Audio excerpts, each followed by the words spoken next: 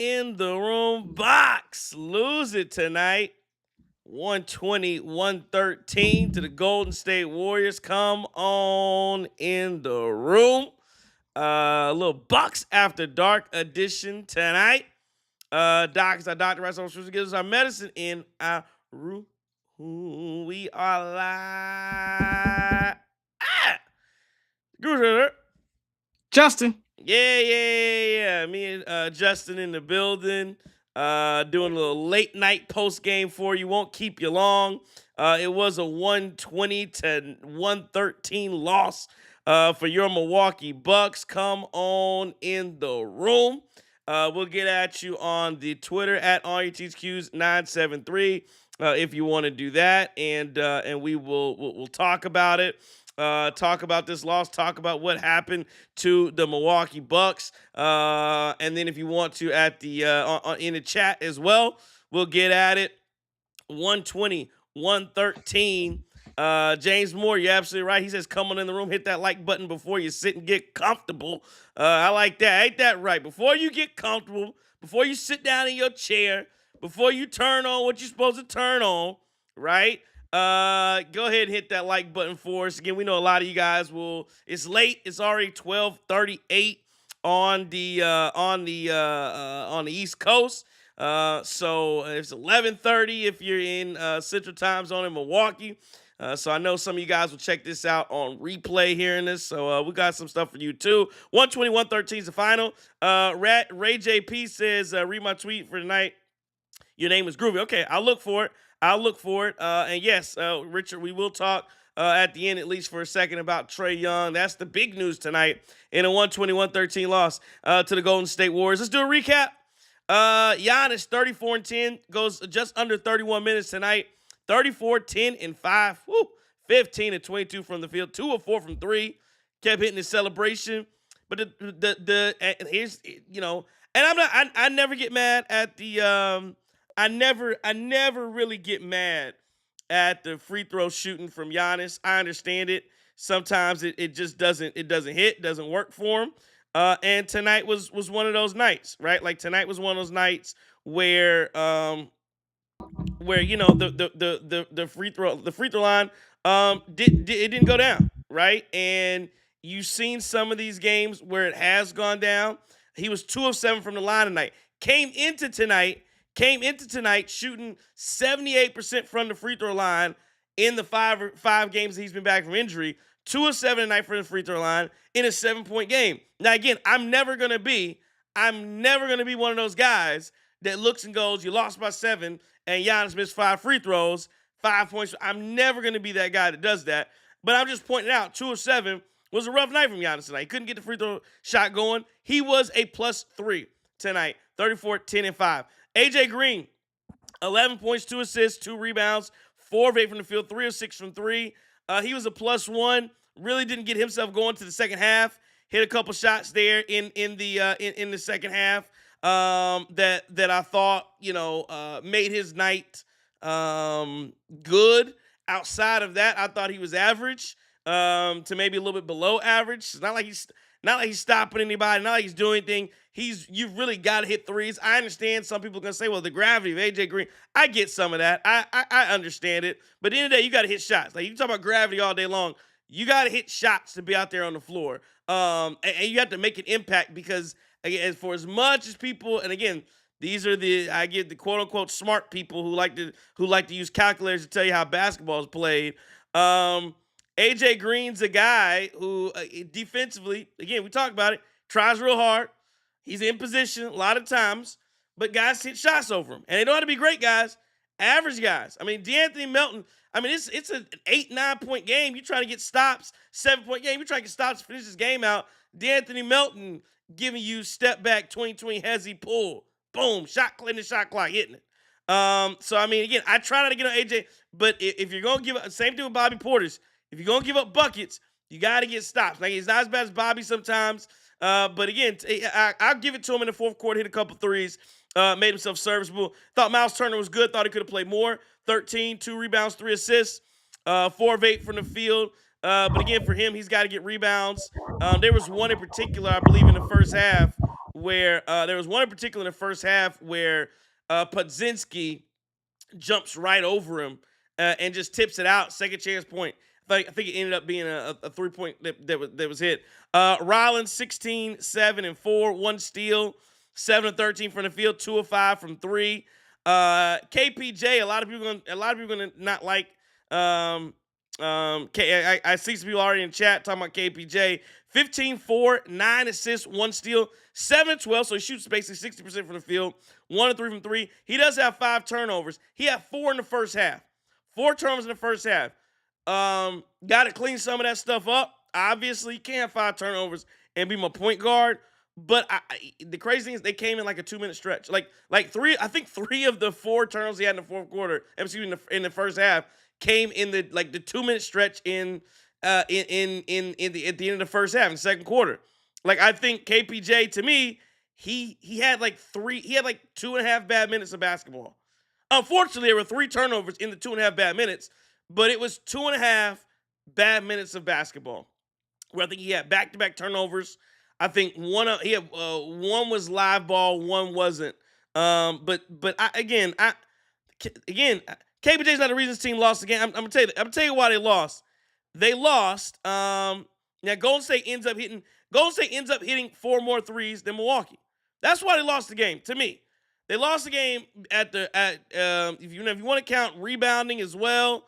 Golden State had 5 more rebounds than the Bucks, but to me, this game was lost. Again, it didn't show as much in the fourth quarter, but because that's when Golden State went cold. But the first 3 quarters, Draymond hit 3 threes. I mean, the first 3 quarters of this game, especially in the first half, Golden State killed us from outside. Like, that to me was more indicative of this basketball game than anything else. They hit shots, got us down. We didn't. Going to the bench, Kuzma, 13 points, 2 rebounds, 2 assists. Great night from Kuzma. 1 rebound, 5 of 7 from the field, 2 of 2 from 3. I thought Kuzma was really good. Gary Trent, 5 points. Bobby Portis, 6.6 rebounds. He had a very rough first half, ends up 2 of 7. Gary Harris had some good minutes too. On the Golden State side of things, Jimmy Butler with 21, 5 and 3. He grifted his way to 21 points. 6 of 15 from the field. Draymond, 14 points from Draymond's tough. I mean, it's tough to beat when he's 14 and 7. Like, I think you can live with Drake. Draymond's got to be a what Charles Barkley call him, a triple single. That's what you got to have from Draymond. When he's giving you 14 and 7, 3 of 8, it's just tough. Even though Draymond was a minus 10. Quentin Post, 11 points. Moses Moody, 9 points. Steph, 31, 6 and 7. We just didn't have anybody that could stop and contain Steph Curry tonight. That was the other issue. And then DeAnthony Melton, 22 points, 3 rebounds. Al Horford, 8 points, 10 boards. He's a buck killer. I give you my thoughts, and then I'll do Super Chat and let you have it, Justin. I thought, again, tonight, I know a lot of you people are going to be down on KPJ. I thought it was 2 minutes of bad basketball. And I'll tell you this, too. To me, my biggest issue, and I hate to get on Giannis, because I thought Giannis had a fantastic game, and he's not the reason he lost either, obviously. But that, again, we talk about basketball IQ. That was a big discussion, right, Justin, the other night. Basketball IQ, and you pick up 3 fouls in the first half, Doc has to sit you. That was the last 2 minutes of the half. And again, KPJ compounded those issues with turnovers. He did. But it's a 4-point game, and you go in half down 11 because there was a 10-0 run that took place in the time that Giannis went out with the third foul. And 2 of the fouls were just bonehead, stupid fouls. 2 of the fouls were at half court. I mean, like, what are we doing? Like, there were 2 stupid fouls. And then you pick up a third one because Jimmy Butler grifts you. And I get that.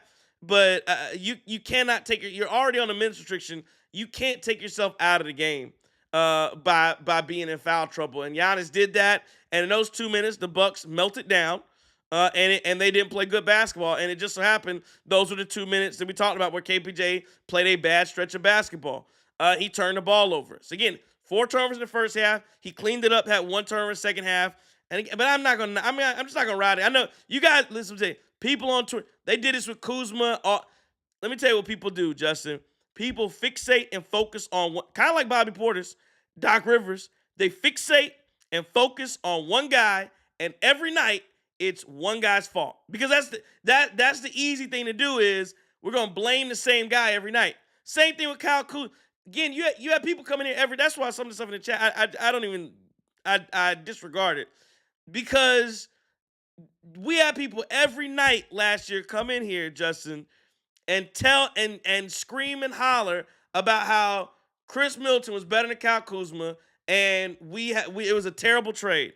And we all know, at least at this point, if you don't know, I can't help you. Kuzma's a better basketball player. I'm not saying he's worth $25 million, but it was objectively, from a financial standpoint and a basketball standpoint, it ended up being a great trade. So I'm not gonna let you come in here and then sit around and tell me that that KPJ is the reason every night. It's every night. A guy who shot 60% from the field and had 9 assists was the reason they lost. And he was a -2. When you have Kuzma ended up being -13, you had Gary Trent was a -11. And again, I thought Rollins played good, but again, he was -5. I don't get into plus minus, but I'm just saying to sit around and blame it all on KPJ to me, and every night you coming in here crying about I can't do it. Let me get to the super chats here. And last thing I'll say as well, the other reason they lost 3 points, defense.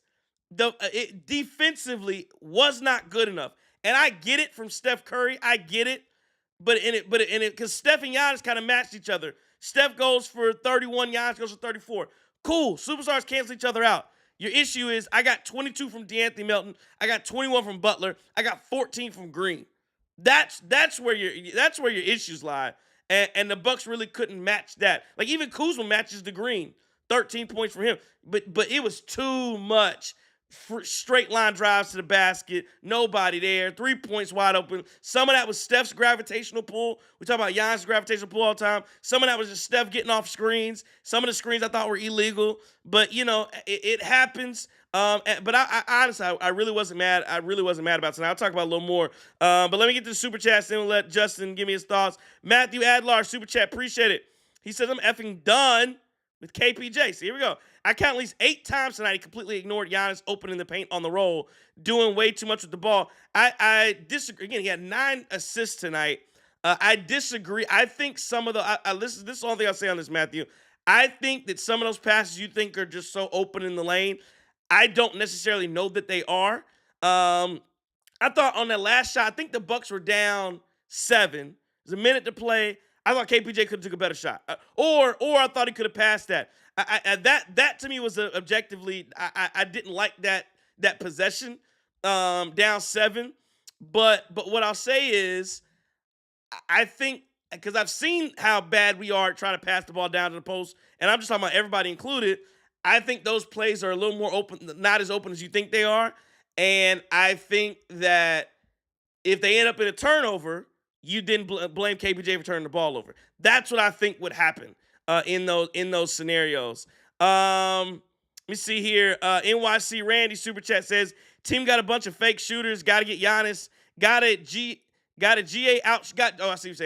Giannis out shooting him most of the game. AJ Green, the big name for me, can't defend a soul out there. Miles, 2 rebounds. We need defenders badly. Get Trent off the team. My God. What you mean about fake shooters, NYC? Unless you're saying like AJ, we have. I think I know what you mean when you say we have fake shooters. Yeah, Gary was 0 for 4. Bobby turned it on late. But again, some of the shooting, it's timing. It's when you hit those shots, and we got ourselves down because we couldn't match some of the shot making throughout the game. I thought, and it was a little too little too late. And again, like I said, that those 2 minutes in the second half killed you. And then there was a moment where in the third quarter, the Bucks got it right back. I mean, they got it right back. They were down 11, got it right back to 3. And then I think it was a couple threes from, I think Melton might have hit 3 or Moody or whatever. And they just run it right back on you. So again, it was tough, 120 to 113. But I'll tell you, last thing I'll say before I turn it over, Justin, I really was not upset about tonight. Golden State's a good basketball team, and they were on the heater. They hit shots tonight. I mean, they were 18 of 47. They only shot 38% from 3, and they missed a lot in the fourth quarter. But at halftime, they were shooting 50% from 3. Like, they hit a lot of shots early, and they got a lead, and Steph was unstoppable, and our defense just was not good enough tonight. The Bucks came in winning 4 or 5 or whatever it was. You're not going to win every single game. It is what it is. And you're on a road trip. You knew you weren't going to win every game on a road trip. So tonight was, to me, understandable. But I thought you came in, you fought, You got yourself down. That was, unfortunate, but you fought in this basketball game. And I thought ultimately it was you had chances. Golden State in the fourth quarter did not close that door, and the Bucks just weren't able to hit enough shots to walk themselves through it.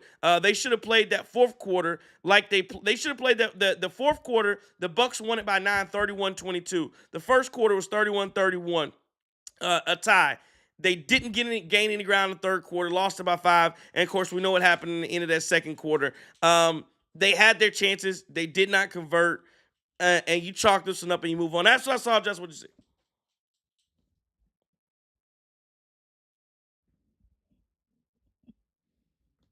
Hold on, Justin. I'm losing. Are you muted or did I lose your? There you go. There you go. No? There you go. There you go. There you go. All right. My bad. Trying to work this Christmas gift out, man. You know, All good. All good. trying to teach this old dog some new tricks. But Doc said there's too many breakdowns in the first 3 quarters. Golden State got all the loose balls, got all the hustle plays, and then got all the big rebounds. They said the Warriors really trusted their offense versus the Bucks giving up on their offense. Talked about Melton just made a lot of tough shots. Again, went back to the Warriors staying in their system. Said the Bucks really wanted to win this game, and sometimes that gets in your way because you get guys pressing, trying to do too much. The Bucks stopped trying to get 3-point shots for some reason, and we got to find a way to string some games together. If you win 2 out of 3 for the rest of the year, that's good. But this team really needs a streak. They got to find a way to play the non-Giannis minutes. You can't be a minus 13 when Giannis goes off the floor. And then I think we could say this every night.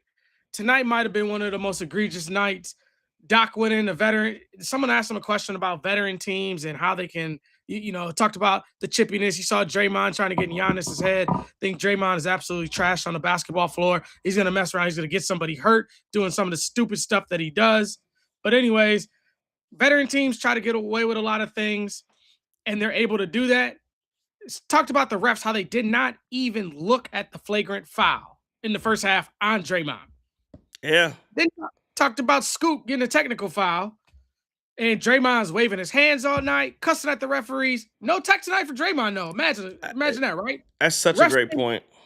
Refs came back at halftime, said they absolutely missed a flagrant foul. Doc's like, what the hell are you looking at? You called a foul on the play, so at least go and review it.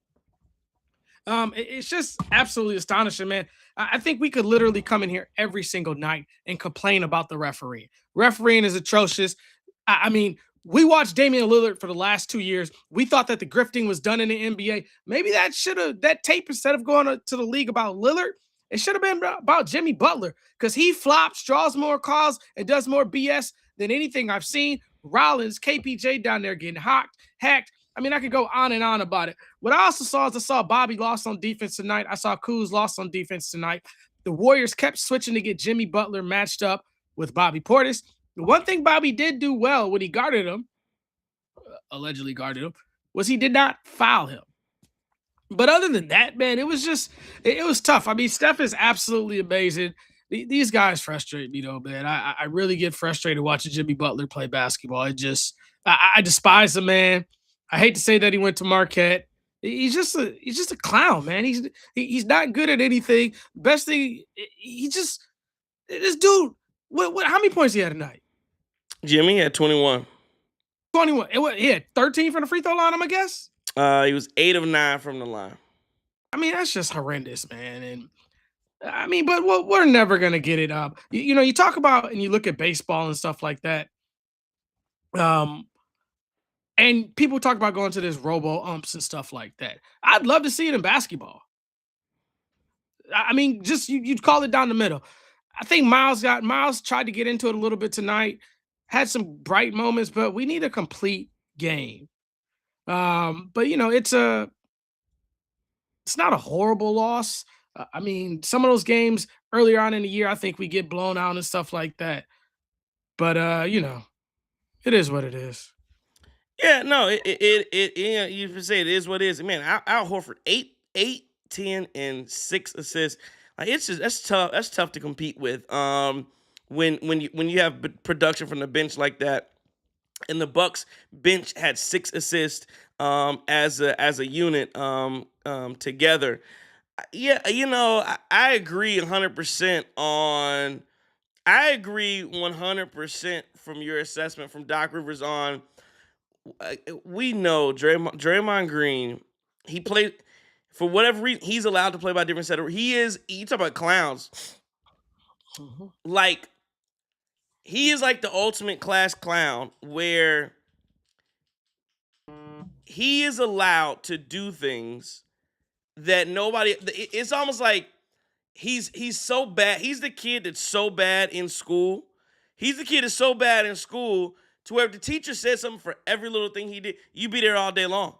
You couldn't keep the class going. You couldn't continue teaching your lesson because you would keep having to redirect. You keep having to redirect Draymond Green. And I think that's what it is in the NBA right now, where his leash is so long. You just allow Draymond to do whatever, and he has to really, really, really up the ante for you to discipline him. But everybody, I mean, it takes nothing for everybody else's like I don't know what KPJ did, but I mean, again, Draymond pushed Giannis down the floor. He pushed him when Giannis, because he's fouled him. They didn't call anything. Then Giannis lays up or dunks over him or whatever. Every time, hey, are you moving the mic? Every time you move the mic, there's a loud echo. If that's No, what man. you're doing, but but but I lost the train of thought. But yeah, I mean, the stuff he gets away with is insane. And yeah, you talk about. I guess they did go look at it, and why couldn't you go look when he clearly smacks Giannis in the head, and you can't go look at that? But you'll go look when Draymond for whatever reason lies to you and tells you that the ball hit the rim when you know damn well the ball ain't hit the damn rim. You sat there and saw the ball not hit the rim. But if Draymond screams loud enough, you'll go, yes, sir, Draymond, we'll go check this. Why? You know the ball hit the rim. So, I mean, that's the kind of stuff I'm talking about. He gets away, his reputation, he gets away with everything. And it is a very tough watch. And the other thing is nobody holds him accountable. Nobody holds him accountable ever. Because Steve Kerr is, I guess he's afraid of him. I don't know. Steve Kerr just lets this kind of stuff go on, so they enable all the behavior, which is why again he smacked Jordan Poole, and then after he does it, he's on the podcast still talking about Jordan Poole, which is also weird. But that's another story. Yeah, tonight it just, I thought again plays were there to be made. I saw some people in the chat saying that this is a must win. I get it. There's a sense of urgency, but in the day, you're 4.5 games back from fifth. I get it. There will be a stretch. You will lose some of these games. It is what it is. You can't stack them. You cannot stack losses together. So I think against LA, that's not a must win either. But you gotta find multiple wins and stack them together. And the Bucks did a good job of that 4-5 going into it. And tonight you just weren't able to do it. I think that defensive. Let me ask you this, Justin. Defensively, what do you need to see from the Bucks to get this thing shored up? Because again, I just thought there was far too many stretches in the game where. I thought there were far too many stretches in the game where the Bucks did not the effort wasn't there. And again, I'm wondering maybe some of it was Steph Curry is such a great. I think some of it was they were very concerned about Steph, and you can be as concerned about Steph as you want. He still give you 31 on 57% shooting. So I mean. Well, with the defense, I saw a lot of guys doing this. We can't have you hitting your chest. I saw KPJ doing it. Like, this is a bad defensive effort for 65, 70% of the night. But in that fourth quarter, that's where you saw the defensive intensity pick up and it ratcheted up a lot. So we need a lot more of that effort versus what we saw. I mean, I think you're right. I think some of it is just a la Steph Curry being one of the best basketball players ever to walk the face of the earth. He's absolutely amazing. You have to center your attention around him. We saw a couple times where we kind of got lazy on that. He had wide open threes. There's no excuse for Steph Curry ever getting a wide open three on just moving the ball around the perimeter. That should never happen. That's just lazy stuff. I don't know what it is. I think there's and I hate to keep going back to these stupid referees, but I think there's some frustration with the refereeing as well. Those guys get frustrated, and they we got to rise above that though. I think they're a lot better than what they are. It's interesting tonight. We saw no Jericho Sims, but the rebounding, we got out rebounded a little bit. I didn't see the final numbers, but I thought we did a decent job. I think it was 5 offensive rebounds for the Bucks, 8 for the Warriors. So we got to get better with that. I expect that with those guys shoot the ball from as far as what they do, though, because you're getting long, awkward rebounds and stuff like that. We just really gotta we have to want to do it. We know 34 wants to do it, but these other guys gotta want to do it as well. I know Kyle Kuzma, he's gonna give you the effort, I think. And look, for all the and not to go back to the KPJ stuff, KPJ had a bad game. Ryan Rollins struggled. Bobby struggled for majority of the game. But you know what? I feel like as good as Bobby's been playing, as good as KPJ is playing, it's okay. You're not going to play every game perfect. I mean, it was like we were talking about the last time we were on that Giannis numbers were amazing, but he kind of had a bad game. And I think with an 82-game season, you're going to see that. But, you know, we will get better defensively. I think we're going to get a big help with my man Reeves being out. I think that makes him pretty tough to beat, but must win is a lot. I think we'll come in, we'll play good basketball. And one thing about this team, man, Giannis has these guys ready to play. So I just can't see them playing this bad. I thought that Rollins tried well against Steph, but Steph, I mean, He's 3-4 superstar. screens, that's all you can do is try with him. Yeah, the Bucks didn't have any. I think Rollins is a high level defender. It's just not much. Steph. It's like again. This guy Tony. I think he's a Warriors fan in here. But again, you know, Draymond, great defender. Giannis, your primary matchup. You giving up 34 and 10. It don't. I mean, yeah, it doesn't matter. In 30 minutes, 15 to 22. Like Draymond is one of the best defenders in the NBA, or at least was. He's still up there. But that's your matchup, and you one of the best defenders in the league. You giving up 34 on 70% shooting. It doesn't matter. So again, you know, Draymond got his ass whooped by Giannis tonight. And again, there's nothing you can do about it. And that's the same thing for Steph. And again, it didn't matter who they put on him, whether it was Rollins or try KPJ on him, Gary Trent was on him for a second. It didn't matter. He worked so much off ball too, and they screened so hard for him. Again, tonight I thought Steve Kerr just has a much better offensive system and flow designed for that team than Doc Rivers has for the Bucks. There's no question about that. But I thought the Bucks gave themselves chances.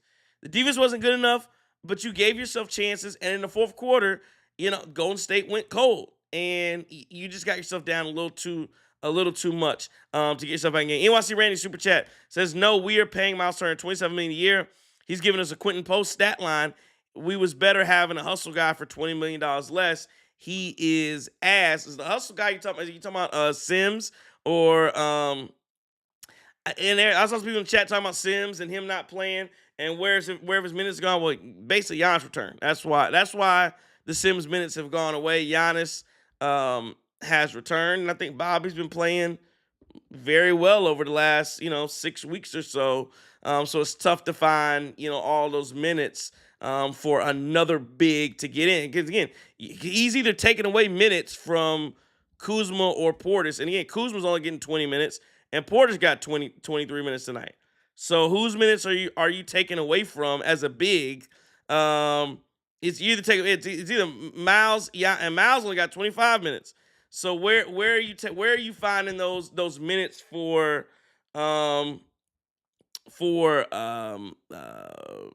Sims as a backup 5? So you got 25, you got 24 from Turner, and you got 23 from Portis. What's that? 40? Plus the change. That's probably gonna get you to 48 minutes there. You got 24, 34, and 23, 26. That's 48 minutes of those were your 2 5s. So unless you're saying you want it, and again, Bobby didn't play well tonight, but he had for the past 6 weeks or so. So yeah, and he hit a couple threes late in this game too. But that, like you said, it is what it is. They will get One, better, and I do wonder how. Again, to me, the game was lost in two different fashions. It was that 2 minutes in the first half, which again KPJ didn't play well in those 2 minutes, and also Giannis. And Giannis got that foul and had to sit. So a combo of that, and then I think in that third, when you get back into it, they Golden State hit the threes. When you got it back down to three after being down 11 and a half, and after that, you just weren't able to get yourself back into the game. And again, even though you came back in from, who was that the other night? Is it Sacramento, you're down 18 or whatever. I can't remember what game it was. You're down 18. Uh, you're not gonna be able to get yourself down 14, 15, 16 points every night and crawl back in the game and win it. Like that's not a winning formula. well, and one thing about this Golden State Warriors team, we kind of gave them belt to ass with no Giannis when they True. were in Milwaukee. So those guys had something to play for. They had to defend that home court, and I thought they did a great job of it. Uh, I mean, Moody, Melton, those guys came out, and it seemed like at one point they were making every shot possible. I thought Pods was absolutely horrible tonight. If I was a Warriors fan, golly, he looked atrocious tonight. That's our guy from Milwaukee. But hey, sometimes you just gonna lose some of these things, and it just is what it is. Like that team had something to prove tonight. I mean, I seen a dude in the chat talking about Draymond is elite. What the hell is he elite at? He ain't Mm. elite. He's elite at running his mouth. Like you tell me Steph Curry's elite? Absolutely. You tell me Jimmy Butler's elite at drawing fouls? Absolutely. You tell me Steve Kerr's an elite coach? Absolutely. That dude, Draymond, no, I'm just sorry, man. He is the beneficiary of playing with the multiple Hall of Famers, and now he just gets to run on the court and everybody else playing basketball. This dude out there playing WWE, and he gets away with it. Like you said earlier, it's just not basketball. And and the thing about it was maybe 4 years ago was an elite defender, absolutely, but now, no, he's slow, he's tired, he's lost his step, he can't check nobody. Who's he stopping? Giannis played a mid game for Giannis, and he dropped 34 and 10 on his head, or 34 and whatever he had. Lord, wait till we get a fully healthy Giannis, and we probably not gonna play the Warriors again. But if we can play the Warriors fully healthy with Giannis, I'd love to see what that brother would do on Draymond Green.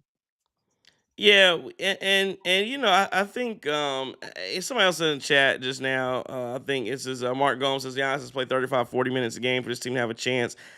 Uh, yeah, but again, that's I mean that's again Steph, but that's I get Mark Gomes. That's every star. But that's what stars do. Steph played 34 minutes tonight. So I think people say that as if like it's a bad, like he's got to play 35 minutes for him to win. That's what your big stars to win games. A lot of time that's why it's called per 36, because that's around the benchmark. That's the starting mark for starting level players to play around 35, 36 minutes. And Steph goes 34. And again, we saw and I think people discredit this all the time. Maybe they don't, maybe they do. I always think about it. It took when Giannis went out in that first half of that third foul, it took 2 minutes for an 11-0 run from Golden State. Imagine him playing 2 extra minutes tonight. And Steph played 4 more minutes than Giannis. Imagine imagine 2 again that is a on the floor, that is a monumental difference. 2 minutes is if let's just say each possession is 15 seconds, that's how many possessions is that?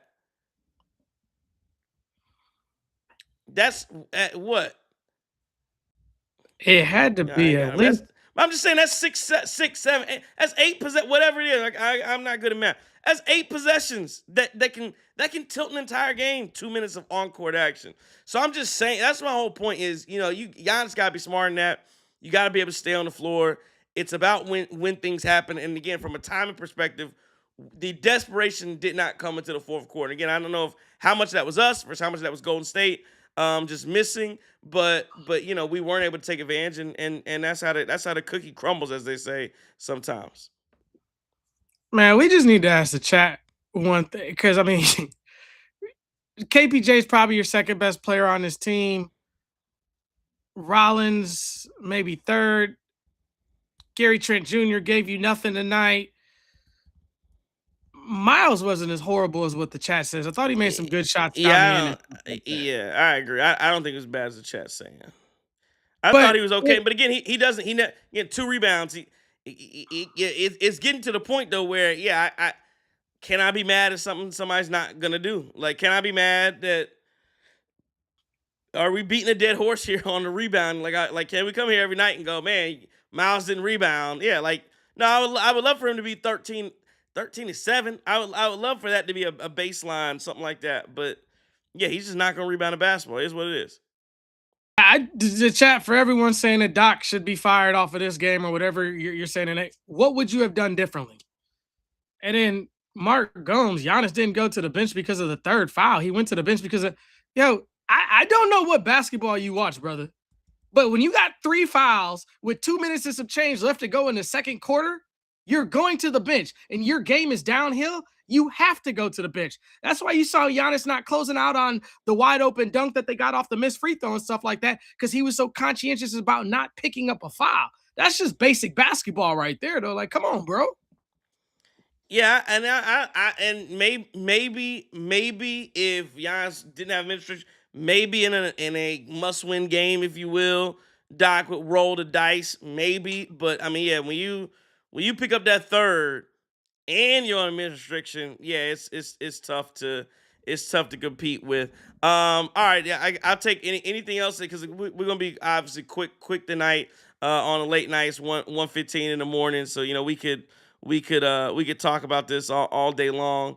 But we still got one at 10:30 Friday night against the Lakers. But yeah, what do you anything else before we go to Twitter and start to wind it down? Nah, man. Let's play better basketball Friday. Can't wait to see that one and see what goes on in LA. Yeah, no, that's what it is. You make this and you move on. You move on to LA and you try to go get a win. I mean, that's the most you can do here. And I would say I really was not very upset about this one. I thought they played hard. Again, at the end of the day, the same issues that have always plagued this basketball team plagued this team again today. So that's and I thought they played through a lot of it. Um, but yeah, it's the little things. It's that 2 minute stretch. It's the a turnover here. It's the bad shot KPJ at the end. It's the Giannis at the end of the game. Right, that next possession, you get another. You get a stop at least. You come back down. Giannis Rollins gives the Giannis, and Giannis gives it right. I'm like, why would Giannis get the ball right back to him? So then Rollins puts up a bad shot. But it's like I don't know why Giannis gave him the ball back in the first. You're at the rim. Like, dog, like I didn't understand that one. But anyway, I uh, thought he might have been concussed off that pick that Draymond set, man. I mean, it was a complete. I mean, I've never seen Giannis do that. You see Draymond or one of them old guys down there, and you usually see him putting somebody on a poster. So that's an illegal screen on Jericho Sims twice, so once every day of the week and twice on Sunday. yeah, no, you got it. On Jericho Sims, Sims is definitely getting it. Well, the same thing. I get another one. Same thing. They called 2 3 second violations in like a 3 minute period. I'm like, what? And like I'm telling, they were, I mean, right on the edge. Like, you usually don't see 3 seconds like that, especially 2 times in a row. NYC Randy, another super chat. Appreciate it, NYC. He says, Trey Miles, I don't care. He's 12-5-1 for the season. On a season low, 41%. He has performed like one of the worst starting centers in the league. Can't win like that. Listen, you're not wrong about how Miles Turner has played. I do not. I will say again for the millionth time, I do not believe they're going to trade that man. I thought that again, rebound he could be tougher. Sure, he does hit shots now and then. I'd like him to be a little more aggressive going to the basket. Um, he is paid a handsome amount, and you'd like to see a little more from him. But I get it. I just don't think they're gonna trade. I don't see it. I don't see it. Um, Go If ahead. the rest of the NBA sees what NYC Randy and some of the other people that and I definitely think Miles can play better.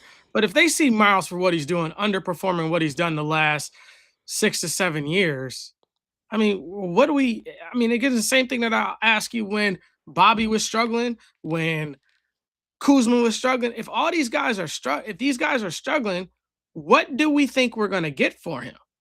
And unless it's like some type of salary filler thing, but then remember, Miles is signed for a long time. It's not just we're gonna get off that contract in a year or Yep. two like you're gonna do with Kuz. So I think Miles is here for the duration, and I think he'll play better. And I think his best basketball is in front of him. I mean, that's just all we can hope for. And for the record, NYC says he can't score, can't rebound, defense still sucks. For the record, they did show a graphic. They showed a graphic during the game. I believe. Ah, man, now I'm gonna get to lying, but it was with Giannis and Miles together. I think our offensive rating is like, I don't know, 10th, 11th in the league, or the defense is like is middle. It is significant. It may not bear it out as the look the eye test, but it may not bear an eye test, but the numbers do suggest that in the lineup together they have been, I think, a little better than what we're saying. And I don't know, man. I think, like you said, Miles has better basketball in front of him. We've been hard on him every night in here. But I think that to me, he does look a little better with Giannis in the lineup. Still want to see more aggression. Still want to see him get more involved. And defensively, I want to see him make an impact more as well. All right, let's go to Twitter here. At Sung345 says, I agree. He's not worth $27 million. We'll agree on that 100%. At Sunk345 says, everybody on this team seems to stand there and think that the ball will magically come to them when an opposing team misses a shot. That's the core problem the Bucks are facing right there. Yep. Love it.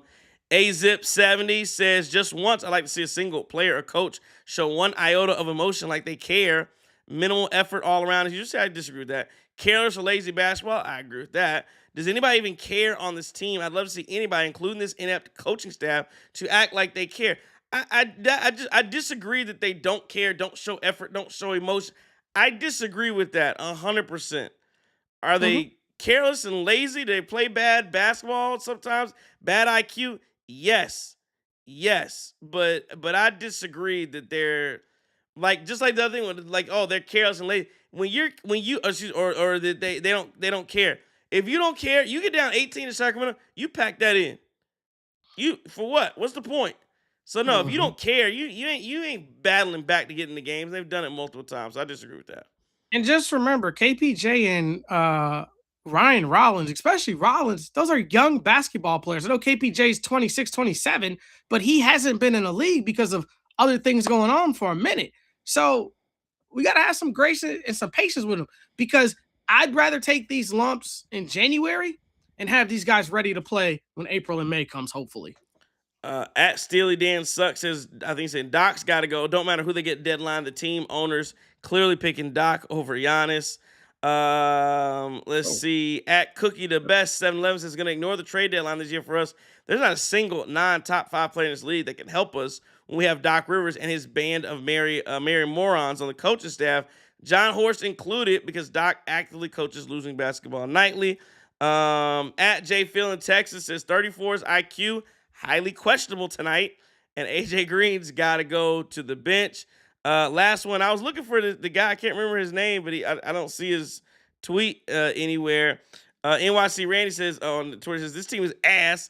Shit ton of fake shooters on the roster. You got Giannis for most of the game, leading us in threes made. But most of all, how effing trash is our defense? Main contributor AJ Green, but nobody wants to say nothing about him because he is the golden boy.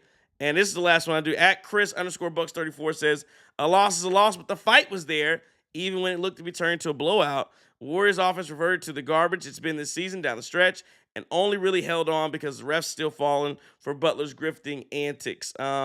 Somewhat, yeah, I agree with that. Closer to the Bucks don't care. Like, yeah, I thought they fought and tried to get it back 100%. So And just the other thing about the fake shooters, man. One thing about shooters, it's a make or miss league. We saw AJ Green go through this for a brief spell last year. Gary Trent's in that spell right now.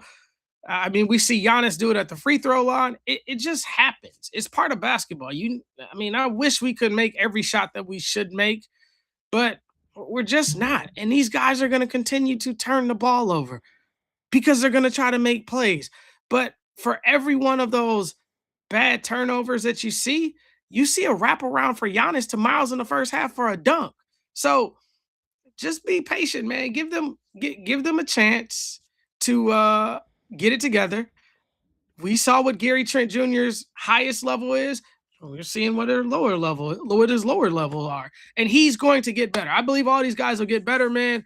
Uh, I mean, I know we're about to get into the trade deadline stuff, I would assume. So I'll let you take it, man, because I was about to spoil something, but I'll be quiet.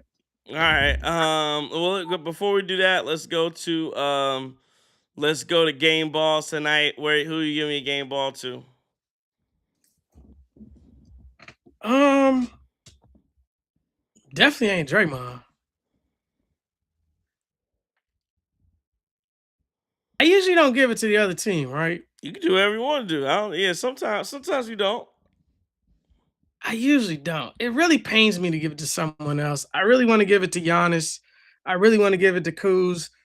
But I feel like the biggest reason why we lost this basketball game was due to the 704's finest, Stephen Curry, aka still the chef, aka the only 35 plus player on that team that can really hoop, aka still got that wet ball, aka he's growing to possibly be the best shooter of all time. Yeah, if not already. Um, Game ball for me. You got to win to get in. I'll take a different approach. I mean, yeah, you could easily go Steph, but I thought Steph was matched by Giannis. So I think they cancel each other out tonight. I think so. So to me, the unsung hero to win this game was their second highest point scorer. DeAnthony Melton off the bench, 22, 8 for 12 tonight, 5 of 9 from 3. I thought DeAnthony Melton won the best, but he was the unsung hero tonight to help win Golden State a basketball game. I don't know DeAnthony Melton. I don't got no AKAs for him. AKA nobody knows him. Yeah, AKA, yeah, I ain't got enough for him. But yeah, that's why I get a game ball to DeAnthony Melton. Let's go to the look around. I promise we're gonna get to the Trae Young thing tonight. 121-13 Warriors beat the Bucks. 97-96 Raptors beat the Hornets. That was a fun game. If you saw the ending there, Raptors. I think who hit the bucket to go up for the Hornets? Was it Melo? I think Melo hit the bucket to go up for the Hornets, and then I want to say RJ Barrett hit a 3 to win it for the Raptors at the buzzer. Pistons beat the Bulls tonight, so the Bulls don't. So if you're looking through the standings, Bucks are still a game behind the Chicago Bulls and the Atlanta Hawks in the standings because the Hawks still have 21 losses though. But the Bucks are a game behind both of those teams for 10th and 9th. Again, they still remain, well, now they are, 5 games behind Philly for 5th, 4.5 behind Orlando for 6th. Let's see, let's go back through it here. So yeah, because that's what Philly won tonight, 131-110. Nuggets 114-110 over the Celtics. The Hawks beat the Pelicans 117-100. That's the Trae Young got traded around 7 minutes ago in that game. The Magic beat the Nets. Was there a game winner there too? 104-1. I know it went to over. Oh yeah, Paolo Banchero. Banchero hit the game winner, I believe, to beat the Nets. Knicks beat the Clippers tonight, and the Suns beat the Grizzlies. Thunder held on to beat. I was wondering what happened. I knew that game was close. Thunder hold on to beat the Jazz. Spurs beat the Lakers 107-91. And the Trailblazers beat the Rockets. I believe in that game, there was a game winner for the Rockets that got called off, is what I believe happened there. Yeah, you're right, James Moore. They have been playing pretty good, the Denver Nuggets, without Nikola Jokic. All right, let's go to the Hawks. They win it 117. Quickly, Go ahead, huh? quickly hit that game winner for the Raptors. Sorry. Oh, quickly hit the game winner for Raptors. There it is. Okay, yep, that's exactly right. It was quickly. Um, but yeah, the Hawks in that game beating the Pels. Yeah, Zion's a wild boy, but that's another story too. What do you do? He's accused of getting somebody else pregnant, so that's a whole nother. Yeah, man, it's a mess, man. Zion's a mess. But Trae Young gets traded. Came out I think yesterday. See how it is when Shams actually has sources. You say something the day before, hey, Trae Young looking to get traded. Look like he want to go to Washington, and then the next day he goes to Washington. That's how you know. That's real sourcing, right? That's what he should have been on all year. Don't give me this mess about Giannis that you don't know. Give me stuff that you actually know, that you can actually prove, that you have authority to talk about. And yeah, it's the Giannis story is sexy, and that's what you can hold your hat on and think you breaking something big. You should have been in on this Trae Young stuff. That's something that actually was going to that was actually come to fruition. But Trae Young gets traded for Corey Kispert and CJ McCollum. And that's it's interesting. I'll say this on one hand, with the to the Washington Wizards. I think that's a great job from them. Again, do I think Trae Young is winning you anything as a number one? No, I do not. I also think Chris Paul is definitely gonna get bought out, but that's another story too. But that's a good, again, they turned Bradley Beal into Trae Young somehow. Like that's what they went from one of the worst contract in the league, Bradley Beal, to going and getting Trae Young, who again is a good player. He is a good player. He doesn't fit every team. I don't think he's going to take the Wizards to any kind of prominence unless they build something around it. But again, that's a team. If you go look at their roster and you go look at their payroll, next year, it's going to be Trae Young making like $40-some million, $50 million, whatever it is. And the highest paid player right now, until let's say go free agency, whatever, but their highest paid player is going to be whatever rookie, the rookie salary slot that's going to come in, whoever they draft in the first round. That's going to be their highest paid player, the second highest paid player.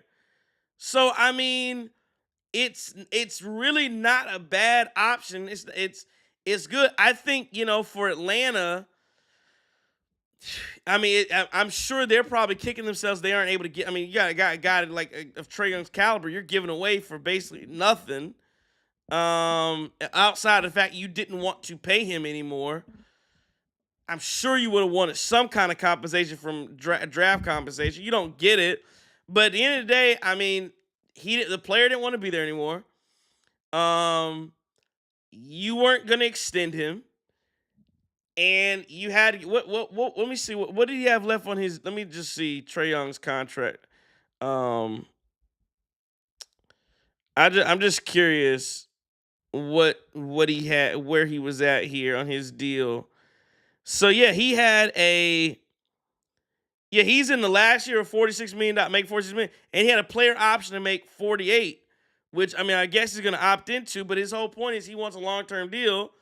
And it looks like I never saw Groovy. I'll look again.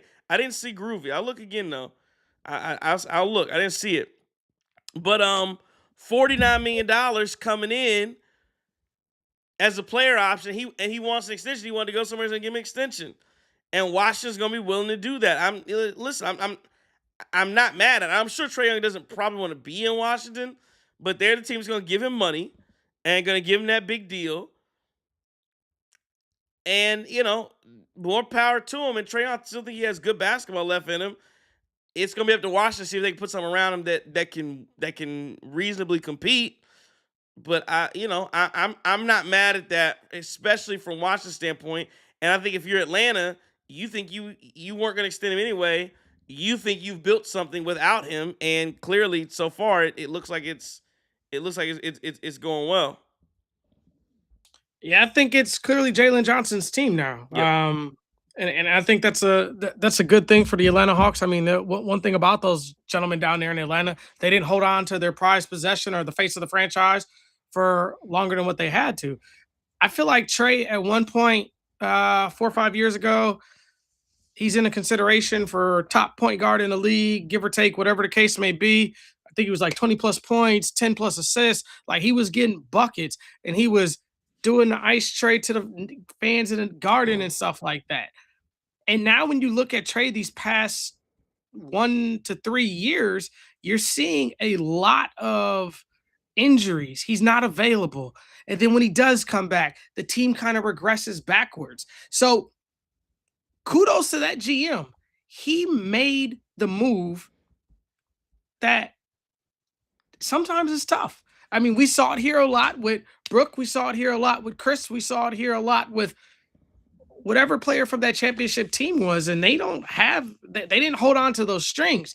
I'm a little curious why Trey wanted to go to Washington. I mean, Money, maybe it's huh? money. Yeah, so the Wizards will pay him, but I don't know.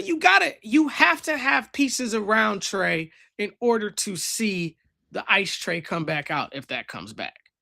But we'll see, man. I mean, kudos to them. I hope that it works out well as long as they're not playing the Bucks for him and playing everybody else we need to catch. But hey, I think that Trey was traded for a bag of nothing when we saw those rumors with him to Milwaukee. Um, there was a lot more pieces than that, and a lot better basketball players than that. So, hey, man, good for them. And we gonna see what these Hawks do now because CJ is gonna have to get it and swing that player control and that player contract stuff and all the stuff that he's good at because I think he's a lot better allegedly at that stuff than he is at playing basketball now. And Rispert, I don't know what that gets you, but Jalen's gonna have to go crazy. I did see Groovy's post. Let me see here. Groovy says here is a few. Doc calls a timeout on a 3-on-3 fast break. He has Rollins, who's their second, third best player, sitting in the corner for minutes on end. Had Turner playing half court press, and I agree. The Turner playing, I didn't understand that at all when Turner was up playing at midcourt on Draymond Green. Zone versus team shooting 50% for three, and he's not fired even after all this. The front office will still not consider firing him. The timeout on the again, I thought that the only thing I thought was that maybe he thought that Rollins was gonna get himself in trouble. And he has sometimes on breaks. So I thought maybe that's why he decided to call the timeout. Didn't think he really had anything. And then and I agree on. Listen, that's on Doc to figure out the offense and making it viable and better. At the end of the day, you put up 113. To me, that's not a bad. It's not a bad. To me, I get it, and I think the biggest issue with this offense is the turnover piece. To me, I think, and then they do have some stretches when Giannis is off the floor, they don't score. Outside of that, to me, and I get it, Rollins is people don't like the way again the offense is archaic. I'm not gonna disagree there, but I mean ultimately, I think we score at a decent enough clip to where we should win games. To me, it's the defense end they gotta get much better on for me. But going back to Who what? who on that bench, since he says the front office won't get rid of Doc, hear you. Heard everybody all night, hear Yeah, everybody every night. It's like we come in here and talk about the referees every night. We're gonna talk about Doc, we're gonna talk about Bobby, and that's pretty much it. Who on that bench, since you want to get rid of Doc, is gonna do a better job than Doc the rest of this year and get this team at least to a playing team? Playing right. That I agree because again, there's no. To your point, whoever's wanting a new coach, mid-season not the time to do it. Listen, I'm not. You know me. I've never been Doc's the answer. I've never been pro Doc's the answer. But mid-season, you don't have any better options right now. Let's go put Darvin Ham. And again, I think Darvin Ham's okay head coach. I don't know that he's like recreating some off. I don't know that Darvin Ham is some offensive genius guru. That again, and that whole Taylor Jenkins or Mike Malone. I'm telling you, Taylor Jenkins and Mike Malone, the Milwaukee Bucks job is not a good job if Giannis is not committed long term. Nobody's coming here in the middle of the year to take a contract. Oh yeah, let me coach the Bucks. And next thing you know, I'm just saying it's because it's a possibility. Giannis is going in the offseason. Nobody's taking a 4-year deal to come here and do that. It's not an attractive job if Giannis is not here. So no, Taylor Jenkins is not coming. Mike Malone's not coming. And oh, by the way, if you do get them to come, in order to make up for the fact that they might lose Giannis, they're going to want one of the biggest back. Yeah, you got to guarantee me X amount of money through X years. And again, if you're going through a rebuild, why would I want Mike Malone? Why if for whatever reason you have to tear it all down, why the hell do I need Mike Malone to guide my team through a rebuild? I don't know that I need Mike Malone. I don't know I need to pay a top dollar, top name coach to do that. So again, he says, yeah, if we keep Doc, right, yeah, I'm saying. So my point is, whatever happens is gonna happen, and you're not getting some mythical coach that's gonna come in. I'm telling you, the options you have are gonna be Darvin Ham, or what's my other man's name? Not Buckner, but what's my other man's name? Yeager? Yeah. It's gonna be Darvin Ham or Dave Yeager. That's gonna be your coach. And it's probably gonna be Ham. So that's what if you fire Doc, that's gonna be the coach the rest of the year. And them gentlemen you mentioned, you're gonna have to give them a Monte Williams Detroit contract in order for them gentlemen to come here. 100%. And that's why Monty's not looking for a job. The last thing I'll say is I don't know how long you've been with the Bucks, but the other thing that comes with firing a coach that has a proven pedigree what Doc has, and we could talk about he's not this, he's not that. What is he, first or second in the NBA of all time of wins? I mean, and he's highly respected throughout the NBA circles. That's why he keeps getting hired. Remember what we did? Remember when we fired Jason Kidd? Yeah. And we have Giannis, but we're still a small market team. So you're going to get those guys from, well, I guess now they're ESPN. They're going to clown. Everyone's going to clown us. Just ride this thing out, man. Yeah. And the funny thing to me, I just going back to the people who hate, Kevin Porter. It's just funny to me. Kevin Porter Jr. is making this year $5 million. He is the last person who I'm crying about. He is outplaying. It's so funny. We have always got Miles Turner, who especially going to Miles Turner, Kyle Kuzma, who are not playing up to the value of their contract. And the guy we go to blame every night is KPJ, who is playing above a $5 million level to me. There's no question playing above a $5 million level. No question. Give me some of the second options you remember in your lifetime as Bucks players. Just your number twos. Monte Ellis. Okay. Chris Middleton, obviously. Mm-hmm. Twos. Jennings? No. Was Jennings came in was the guy though? Well, I guess for a second. Okay. Yeah, for a second he was a two. Yeah. How many years they play together? I think only two, maybe two tops. But remember, Bogut had that horrific injury. The elbow. Yeah. So my question, and who would you say is the number two on this team, bro? Right now, it's so hard to kind of really. It's some combination of Rollins and or K. I would say the way he's used is KPJ. The way he's used, KPJ is the two. Now, if you people, but I know I have to say that because I know people. Rollins is so much better. I know they're gonna do so. Yeah. It's a combo, but the way Doc uses them, KPJ is the clear number two. So when you mentioned all those two gentlemen, and then if you look at the Lakers, if you look at whatever team, Shaq and Kobe, whatever. I'm not comparing these guys. All those number two options you just mentioned and all the ones that you've ever seen in the NBA have had bad games. Let's not railroad this kid for one bad game. Because if you look at what were we? You said 5 out of 7 or something like that? Out of that 7-game span or 10-game span, he's played marvelous. Look at the totality. Don't judge What they say? Don't judge a book by a cover. Don't judge a brother by one bad game. Yeah, no, you're. I mean, you just go look at his numbers. Um, he is averaging eight. He's averaging 18, 8, and 5. He's averaging 3 turnovers a game. 18, 8, and 5, shooting 38% from three. He's shooting under 50% from shooting 47% from field. All right, those are good. Those are good numbers. Those are good numbers. There's no doubt about it. Those are good numbers. Um, but yeah, no, that's where again. But your money is tied up into it, and everybody's talking about number two is that's bad. That's your number two. Your money's tied up in Miles Turner, and Kyle Kuzma. Those are your guys that are making the other guys are making $20+ million. And you're trying to find what you're gonna do at that point. I think that again, and I saw somebody else say it was somebody. It's me, Mickey said Giannis is gone. Again, I don't know that. Again, I still don't think this team is. I promise I don't think this team is done. I promise you I don't think this team is done.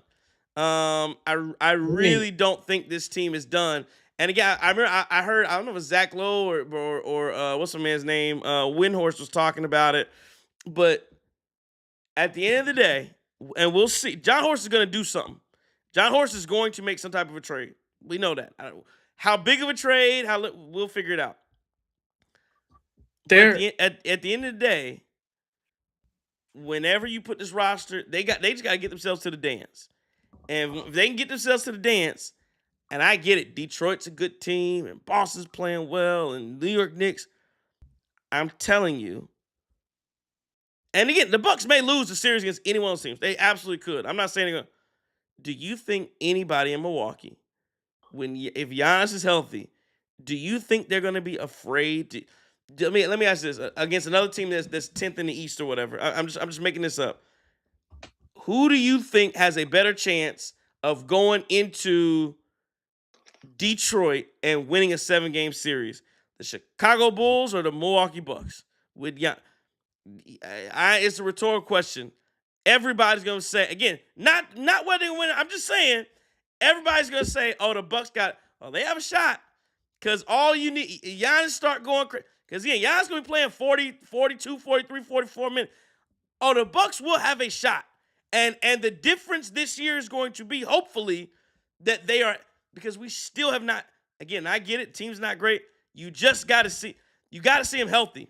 Whatever team that's around him. Well, again, I get it. Damian Lillard. The issue with that team was Dame wasn't healthy last year. I understand it's not as good of a team, but whatever team we bring, I need that team to be healthy. And if that team is healthy, I'm gonna put my money on Giannis to beat you. Now, if you bring, and again, I'm just saying the Bucks is currently constructed. Justin, if they is currently constructed are missing Ryan Rollins, they're probably gonna lose. They're probably gonna lose the series.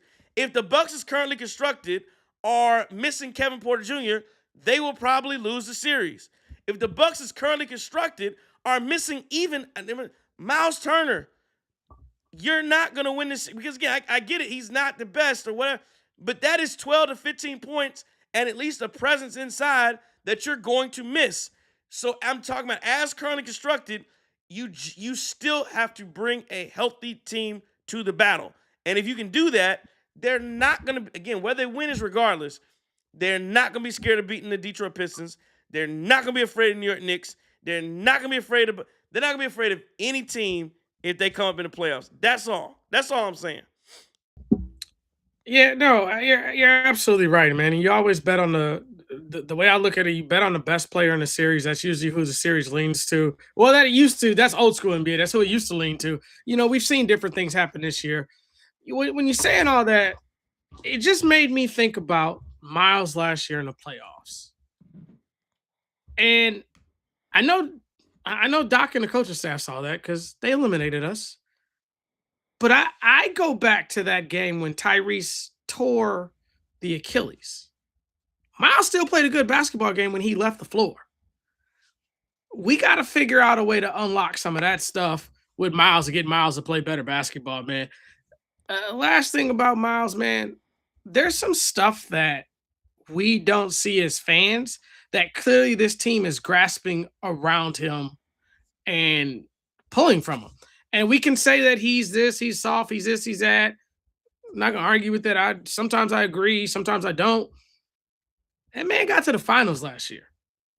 He's one of 3 players on this roster who I believe who have been to the finals. Fact check me, I might be off on that. As far as KPJ, man, getting the blame, saying it's only because of the team.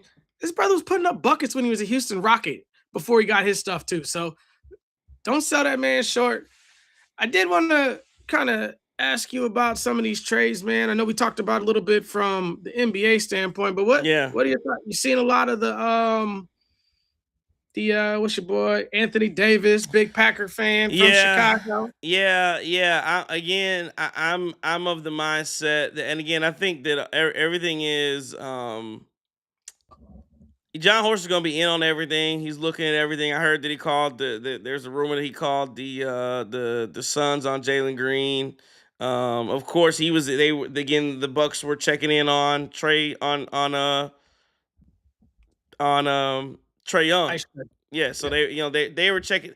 They're gonna be in the mix and in the rumor on everything. That's what John Horst does. That's why I love. I know a lot of people don't like him. That's why I love John Horst. Because he is going to be in on every move. Anthony Davis to me is a no-go. Listen, that's a big swing. And again, maybe you wouldn't have to trade anything for him. I think the biggest issue is you have one or two big issues. One, number one is the fit. Is he cool playing the 5? Because we know he don't want to play the 5, he wants to play the 4. So if he only wants to play the 4, again, he makes $40-some million. How are you getting to $40 million? Got to be Kuz, Bobby. If you're not using Turner, you got to be using Kuz, Bobby, something else to try. I don't even know how you get there. But even if you do get there, let's say you're keeping Miles Turner, then you can play Miles the 5. Is Giannis gonna play the 3? I don't know. And again, that'd be a hell of a defensive unit. And again, on paper, that's a great. On paper, you could get busy with a lineup of KPJ, Rollins, Giannis, AD, Miles Turner. On paper, that's nasty. In reality, and here's the thing: if you could tell me that Anthony Davis is gonna play the rest of the year, I'd buy it. I'd be all in and say, yeah, let's do it. Let's do it. Roll the dice, because why not? Why not? But I have no. It's the same thing with Chris Middleton. Best abilities, availability. I don't think Anthony Davis is going to be there for the long run, and I think you would be in a world of trouble if you acquired him. Is what I think about AD. But on paper, I love it, and I wish I could. I would love to do something like that. But yeah, it's a no-go. Yeah, if we got AD, the first thing I'm doing is, and I don't even play this stuff, man. This is for the kids, but I'm getting on that 2K and I'm playing season mode with the Bucks. And I'm telling you, I might go 72-10 on y'all fools with that team. Only thing I want to see AD do is have a great Saturday. I hope he goes into Chicago, and I hope he kills those Bulls. And on the way out, I hope he slaps 5 to Jordan Love because he wins a playoff game. But other than that, man, I think I'm cool with him. I did see a trade thrown out by someone. I forgot who it was on Twitter. I could try to find it real quick. But this one was a little bit interesting to me. I don't think there's any credibility for it. But, you go to those, what do they call them, trade machines and stuff like that. You know what I'm talking about, right? Yeah. And this one, I'm trying to get the homie's name so that I can get his dude some credit. All right, so his name is Shafty Bro 3. His trade machine worked.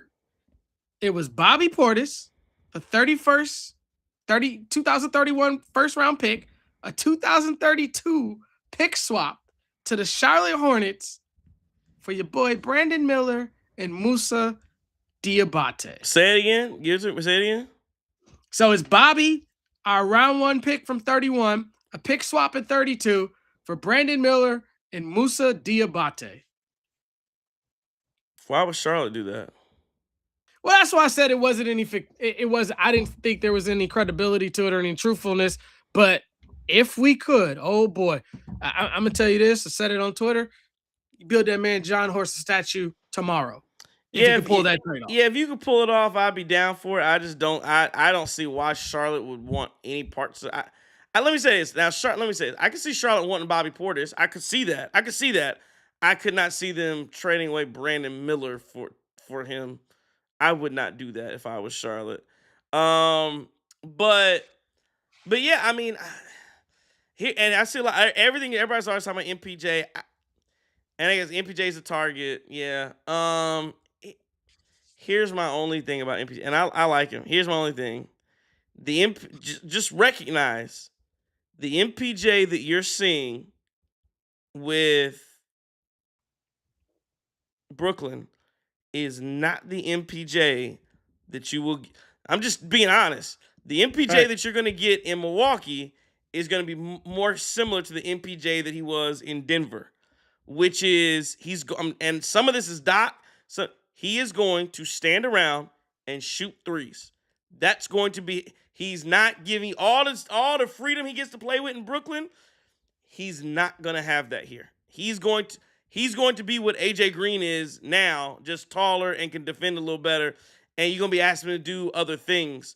But I'm just telling you, he's not, unless you let him run a lot with that bench unit. And I'm not saying you bench him, but I'm sure he would start. But I'm just saying, unless he ran a lot with that unit, and when he's in with the bench, you let him cook with that whole lineup. That maybe you do that.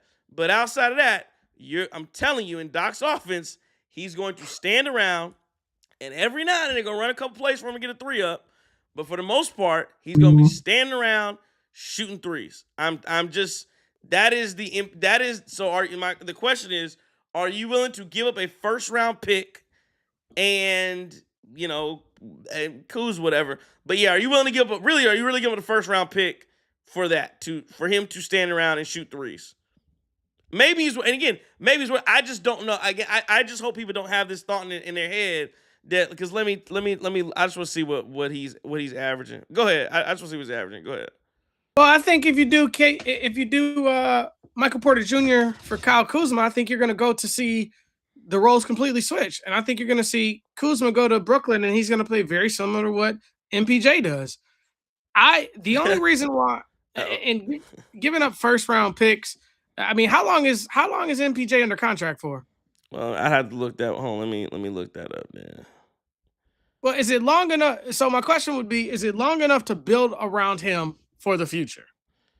I'm gonna tell you in 2 seconds. Michael Porter Jr. has so Michael Porter Jr.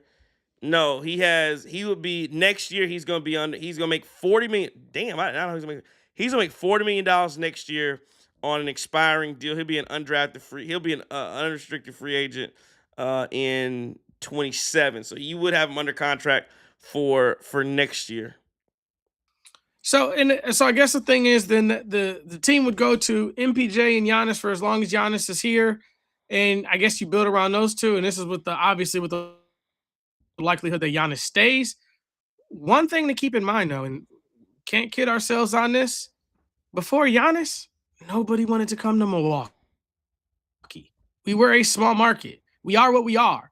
So that's a big roll of the dice to think that MPJ is going to stay here. So I just, Well, and I'm just going. Because what MPJ is doing now is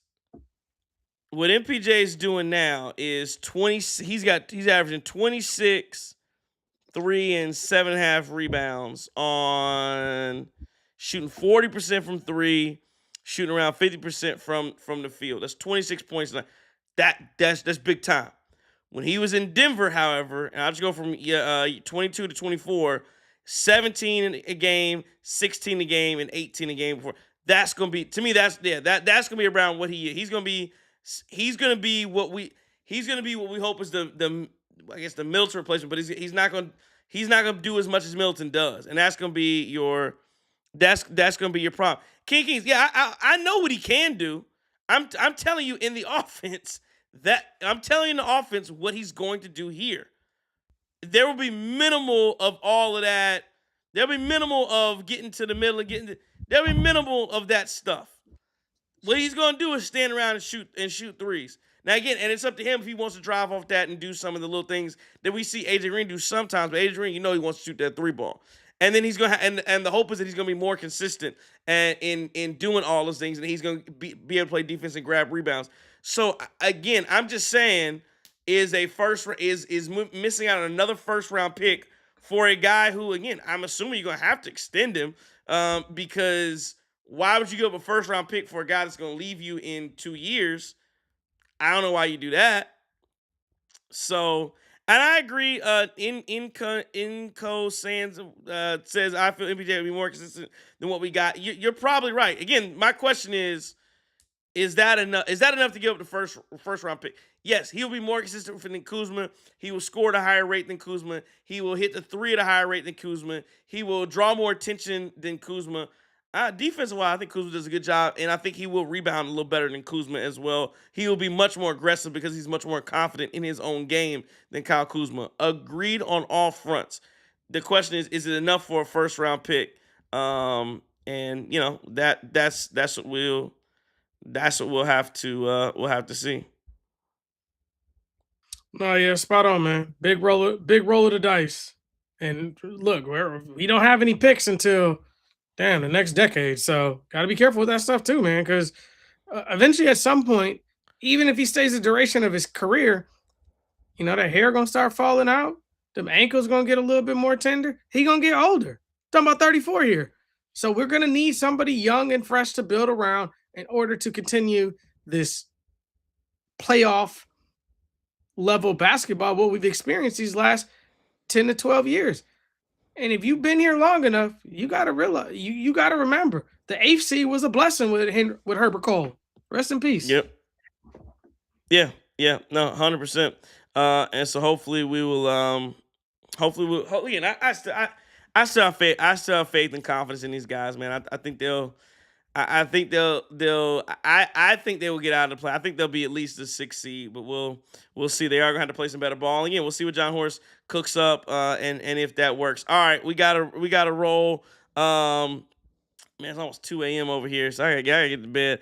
What was the final score? I can't even find it now. 120-113 was the win for the Golden State Warriors over the Milwaukee Bucks.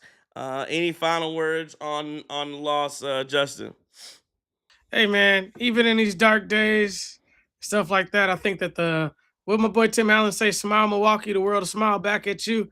But on top of that, Marquette Golden Eagles got their first conference win of the year tonight. So that's one positive thing we can go with, right?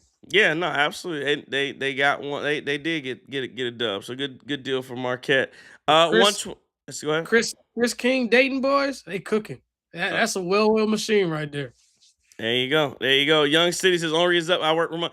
Hey, Young City, you know what's crazy? I'm remote too tomorrow, so that's how I'm not too mad about it. I do have to get up and take the kids to school, but I'm gonna be remote too. 120-113 Warriors get the win.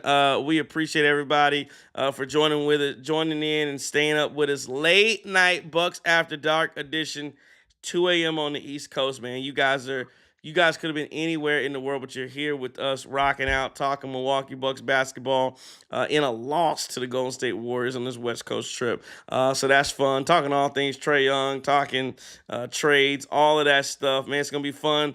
We're about a little under a month to the trade deadline. So, again, we're looking forward to it. Want to see it. Yep. What time Big Sig play this weekend? Yeah, she ain't playing. She ain't playing. Shout Big out Sig to ain't playing. Yeah, we'll get at it, man. I know it's gonna be late night, but we'll have to get at it on Friday night, after this Lakers game, talking about what's gonna happen on Saturday. Because big games for everybody. Big game, Carolina at 4:30 in the afternoon, and then you guys got Chicago on the nightcap. That's gonna be fun. Cam Newton's gonna be in the building Saturday. It's gonna be electric in the Bank of America Stadium on Saturday afternoon, man. I can't wait to be there and have some fun. So I'm sure that, because when do we have another game? The Bucks don't play. Well, the Bucks don't play again until Friday night. Sunday. Well, I'm saying after that game's Sunday. So I will probably be You got to twerk before you get out of here. Oh yeah, we got Bruno Mars showing love. Get one more super chat in before we leave. He says Bucks will get Zach LaVine and make a good run in the playoffs. My only issue on Zach LaVine, man, is listen, and I wouldn't be upset about LaVine. It's the fit. It's just the fit of like, and that was the same thing with the Trae Young thing. Like, what does he provide that we're missing?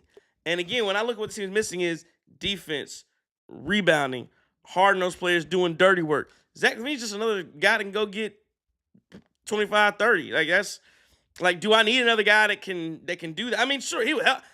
Listen, I'm not saying he wouldn't help. I'm not saying he's not talented. I don't think he gets you to where you need to go. And then what are you giving up to get him? Like, that's my thing too. If you need to use that Kuz contract, if you need to use that Bobby contract, whatever, to go get Kuz, to go get a Zach LaVine, that I'm telling you, that's why MPJ makes, like, the fit at least makes sense, right? Like, it's a question of what you want to, your picks you want to give up. The fit though 100% makes sense. Going to get Zach LaVine, I'm telling you, you have to. The Bucks don't have 6'9" guys that are just sitting around. Their 6'9" guys that they use are Kyle Kuzma and Bobby Portis. Those are the 6'9", 6'10" guys. So if you're using those guys to go get Zach LaVine, you now need to replace you need to replace a backup big. Now, are you going to call up Pete Nance? What are you going to do? You need to replace by the way, the other thing they did was let go of Mark Sears. But you need to replace, you need another backup big to come in, and then you still need another big wing to come play. So I'm just saying, I'm not mad at it. I'm just saying Zach LaVine coming to Milwaukee gives you another scoring punch, but you now have he does not fix, like, if you have holes and you're trying, okay, MPJ can come in and maybe he can plug up a hole or a leak. Kyle Kuzma is like, if you just draining water and you got leaks in your bucket, Kyle Kuzma is just another bucket to try and refill it, but you still got them leaks and you haven't really fixed your issues. So again, and your hope is that he is refilling your bucket faster than your leaks are continuing to expose themselves. I like these analogies, Justin. But that's a terrible one for me, man. Water heater leaking up here. Got a 8 a.m. service appointment. Just brought me back. Now you're spot on, bro. Spot on. Yeah. Well, so that's the only thing. What's my guy name? Raj P 2290. Yeah, Lakers predictions. Yeah, he let Raj P. So you say Bucks by 4? I'll give you another prediction. Doc Rivers needs to take AJ out of the starting lineup for that game. For that game. Because I think Kuzma's got, I think you need to put Kuzma. I think Kuzma's I would go heavy Kuzma minutes. I know LeBron James missed. Now maybe you catch a break if LeBron is not gonna play. But if LeBron's playing and I know Reeves isn't playing, so you catch a break there. Here's the other thing. Didn't we play LA once already? We did. They cooked us. And they cooked us. And DeAndre Ayton cooked. Miles Turner got to take that matchup. DeAndre Ayton went there and basically beat his chest. And Miles Turner got to take that match. Like, you got to be better than DeAndre Ayton, dog. You gotta go up there and not play around with Ayton, man. So anyway, stop playing with them cats. Okay. All right. We can end it there. Appreciate everybody for joining us tonight. Could have been anywhere world, but you're here with us. Still got a lot of people in the chat. So again, we appreciate it. We would definitely appreciate it if you didn't hit the like button on the way in. It's 2 a.m. You might as well hit the like button on the way out. As you listen to us and watch us tonight, we appreciate it. As usual, please tell a friend, tell a friend that Cream City Crossover is the best Milwaukee Bucks postgame show in all of the land. I think that's about all I got for it. This has been a Cream City Media Group. That's for the Group Treasure. Justin. If I am your enemy, it's only because I dare to tell you the truth. Think we'll have Chris King at least back on Friday night. Don't take no